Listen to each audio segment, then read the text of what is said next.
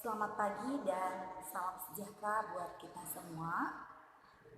Selamat saya ucapkan kepada anak-anakku sudah naik atau memasuki kelas 9 dan kita akan memulai tahun ajaran baru 2020-2021. Miss berharap anak-anakku tetap sehat dan tetap semangat dalam mengikuti pembelajaran kita. Mungkin pembelajaran kita tahun ini berbeda dari tahun-tahun sebelumnya. Karena apa? Karena memang keadaan yang membuat ya. Jadi bukan dari sekolah. Tetapi walaupun kita belajarnya via online, saya berharap tidak mengurangi semangat anak-anakku sekalian. Dan saya juga berharap kamu tetap mendapatkan ilmu. Jadi kamu harus tetap fokus walaupun kita belajarnya via online. Saya selaku wali kelas mendukung setiap kegiatan anak-anakku sekalian. Dan saya juga berharap anak-anakku ketika kamu ada kesulitan dalam belajar, kamu boleh sharing kepada Miss belajar apapun itu, atau ada permasalahan di pembelajaran Miss atau di pembelajaran mata pelajaran yang lain. Karena saya selaku wali kelas, saya harus tahu apa kendala yang dialami oleh anak-anakku sekalian.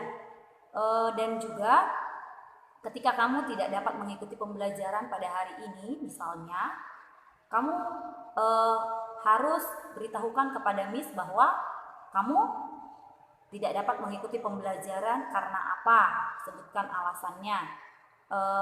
Dan juga komunikasi kita harus selalu terjaga, seperti itu ya.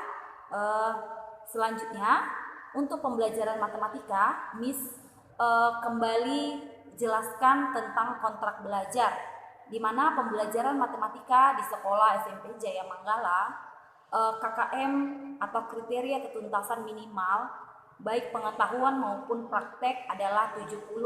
Jadi anak-anakku sekalian harus mencapai minimal nilai 70 baik praktek maupun pengetahuan.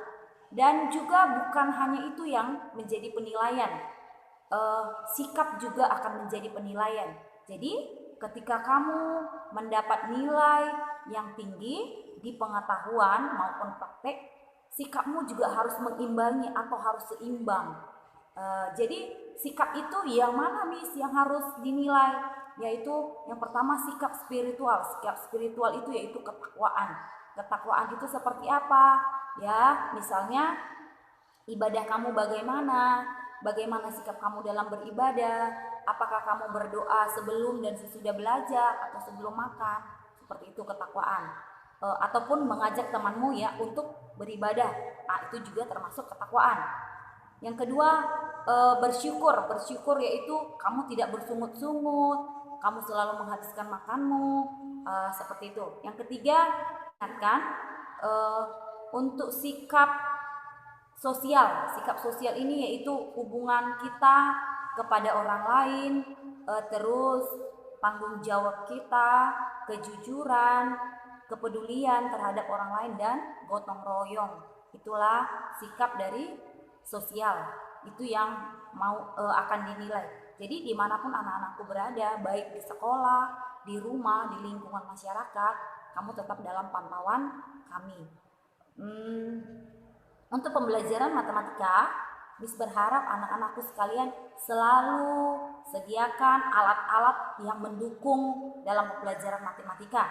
Contohnya pensil, penggaris, penghapus, jangka, busur, peruncing. Karena apa? Karena itu alat kita untuk belajar matematika.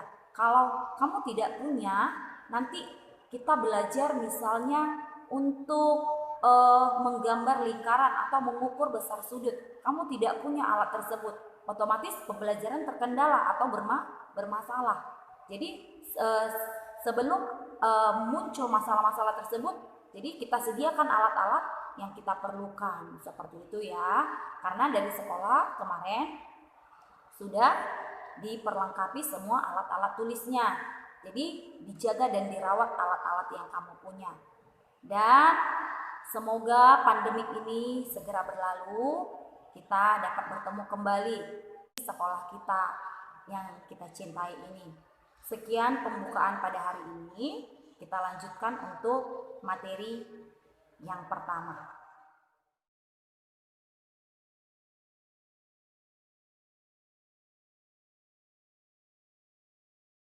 Jadi kita masuk bagian pertama dalam pelajaran bilangan berpangkat dan bentuk akar, yaitu apa?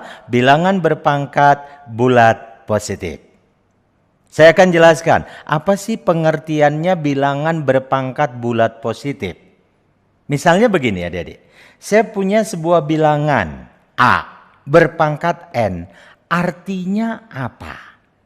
Artinya adalah si A tadi dikalikan A kali A kali A kali A sebanyak N buah.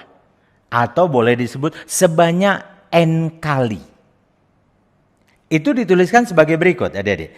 A pangkat N adalah A kali A kali A kali A kali A dan seterusnya kali A, di mana banyaknya A ini ada N buah. Tapi jangan lupa, ada syaratnya adik-adik. Syaratnya atau istilahnya A disebut bilangan pokok. Ingat ya, A itu siapa tadi? Yang dipangkatkan. Itu disebut bilangan pokok. Dan A itu harus anggota bilangan real. Apa syarat N? N itu jelas sesuai judul kita tadi, harus bilangan bulat positif. Contoh 1.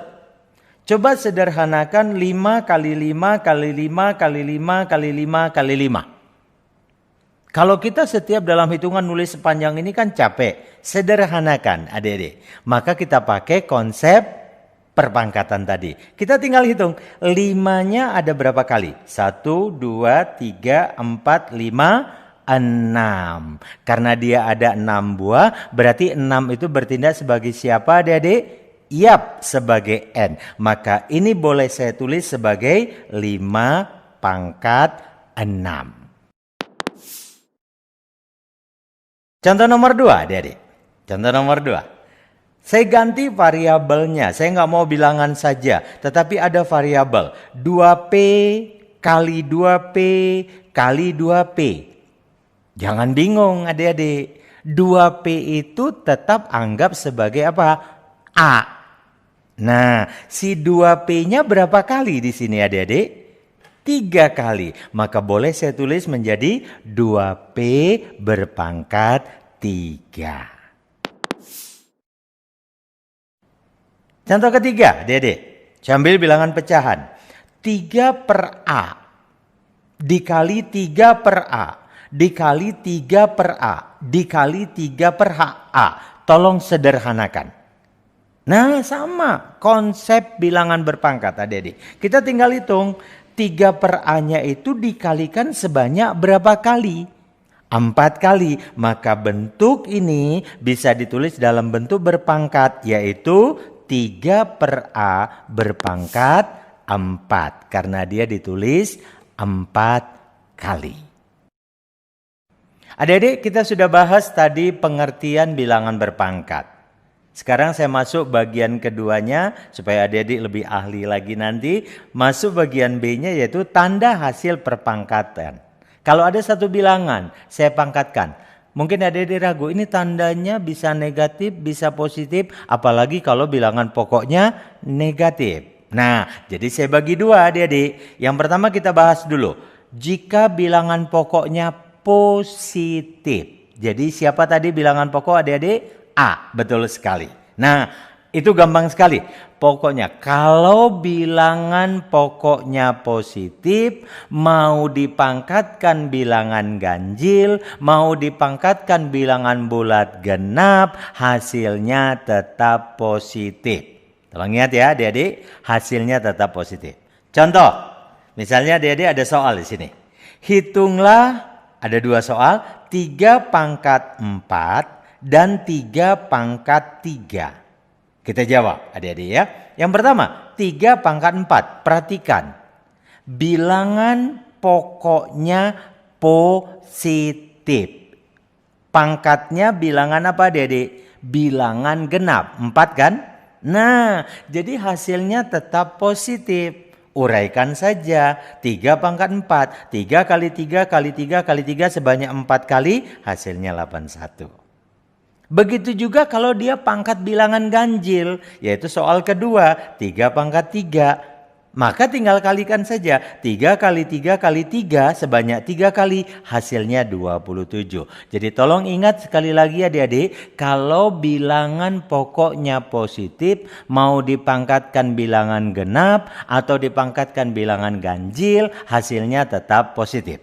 Pertanyaannya, bagaimana kalau bilangan pokoknya negatif? Nah, di sini menariknya adik-adik. Tolong ingat adik-adik, bisa 2 kemungkinan. Kalau bilangan pokok atau si A tadi bernilai negatif, maka jika dipangkatkan bilangan bulat genap, ingat tadi pangkatnya hanya 2 jenis, genap maupun ganjil. Kalau pangkat genap, meskipun bilangan pokoknya negatif, hasilnya tetap positif atau jadi positif. Ingat ya, kalau bilangan pokoknya negatif, berpangkat bilangan genap, hasilnya positif. Sebaliknya, kalau dia dipangkatkan bilangan bulat ganjil, maka hasilnya jadi negatif. Supaya adik-adik lebih mengerti lagi, saya ambil contoh. Contoh pertama, adik-adik. Adik-adik disuruh ngitung. Hitunglah negatif 2 pangkat 4. Ingat bilangan pokoknya negatif 2. Berarti negatif. Pangkat 4. 4-nya apa? Bilangan genap. Betul sekali. Nah, tadi berdasarkan ketentuan yang kita sudah pelajari tadi. Kalau pangkatnya genap dia jadi positif. Kita buktikan adik-adik. Jawab. Minus 2 pangkat 4, kembali ke pengertian akar tadi adik-adik. Artinya apa? Minus 2 ini dikalikan sebanyak berapa kali? 4 kali. Minus 2 kali minus 2 kali minus 2 kali minus 2. Berarti minus kali minus plus. Kali minus min. Kali minus plus. Terbukti ya? Plus. Nilainya berapa? 2 kali 2 kali 2 kali 2 sebanyak 4 kali. Hasilnya plus 16. Contoh kedua, adik-adik. Contoh kedua. Negatif 3 pangkat 3. Bilangan ganjil ya pangkatnya ya. Tadi berdasarkan yang kita pelajari teorinya di atas. Bilangan bulat kalau dipangkat bulat. Bilangan pokoknya negatif. Kalau dipangkatkan bulat ganjil maka hasilnya negatif. Ayo. Minus 3 pangkat 3. Jawab. Minus 3 pangkat 3 artinya apa adik-adik? Artinya minus 3-nya dikalikan sebanyak berapa kali? 3 kali. Ya. Minus 3 kali minus 3 kali minus 3. Tandanya dulu. Minus kali minus plus. Kali minus min. Makanya hasilnya min ya. Tinggal kalikan bilangannya. 3 kali 3 kali 3. Minus 27 jadinya. Tentu saja adik-adik tidak harus selalu seperti ini diuraikan. Langsung juga boleh ya. Contoh ketiga saya ambil. Minus 5 pangkat 4. Langsung cepat berpikir. Minus 5 bilangan negatif. Pangkat 4 bilangannya genap. Hasilnya apa? Positif. Berarti minus 5 pangkat 4 sama saja dengan 5 pangkat 4. 5 kali 5 kali 5 kali 5 berapa adik-adik? 625.